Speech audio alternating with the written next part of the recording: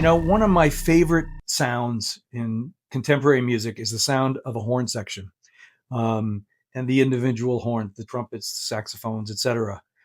So I thought I would share my kind of enthusiasm and love for the sound of horns in pop, rock, soul, funk, jazz, all kinds of music. Ready? Let's do it. One of my favorite things about trumpet is when a trumpet player does what is called screaming. It's just as powerful as a wall of Marshall amps. It really is. The first time I heard that, I think, was at the very end of the pop song in the 60s called Time Won't Let Me by The Outsiders. Remember this? Wait that long. You wanna let me wait that long. Wait. Hey, let me, baby, wait that long. I'm coming back. Whoa, pretty baby, take me back. I'm coming back. And I think the truth is, once again, I think the Beatles were responsible for bringing horns into pop music like they did on Got to Get You Into My Life. And listen to the end when there's a screaming trumpet way back there, if you listen to the very end. I took a ride. I didn't know what I would find there. Another road where maybe I could see another kind of mind there. And suddenly I see you. Here it comes. Tell you I need you. To me, one of the coolest things was hearing horns used in kind of like a blues rock band. And of course, that's Blood, Sweat, and Tears when they first started their album with Al Cooper and of course, Bobby Columbia, who started the band. That's the first time I think I ever heard horns and blues rock together.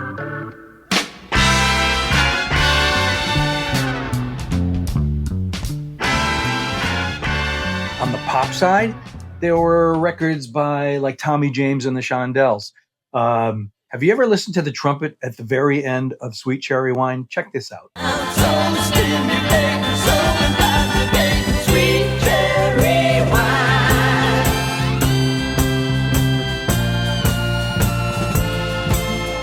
Everybody's gonna feel so fine. So as all of these new records were coming out with horn sections, another one that, of course, we all are aware of was the melding of horns and a rock band. And of course, that was Chicago Transit Authority at the time, which became Chicago. Can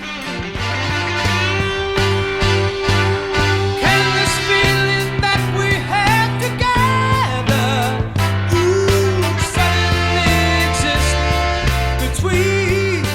Interestingly, in the early 70s, even what were the traditional kind of big bands, which were totally the very straight tie-wearing guys, started getting very interested in becoming more part of the rock and roll scene. And one of the records that just blew my head off was an album by Woody Herman and the Thundering Herd. It was called Keep On Keepin' On.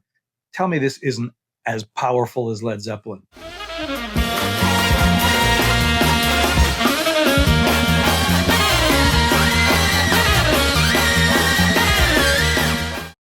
So what other kinds of music? Well, how about funk bands? That brings me to one of my favorite bands of all time, Tower of Power.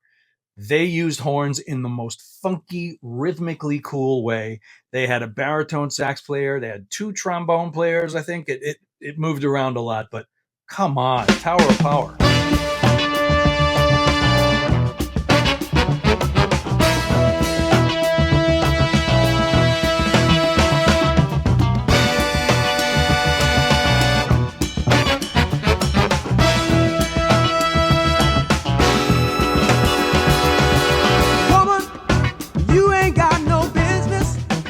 As the 70s and 80s came along, even some of those big progressive rock bands started integrating more horns into their music.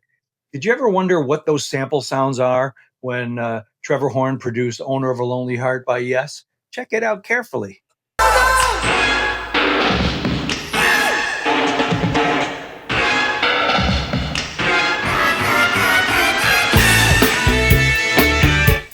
In Push Air, you can feel a horn section that way, and you can't feel a tape or a chip that way. And There's nothing like that. I mean, it's becoming a bit of a rarity, really.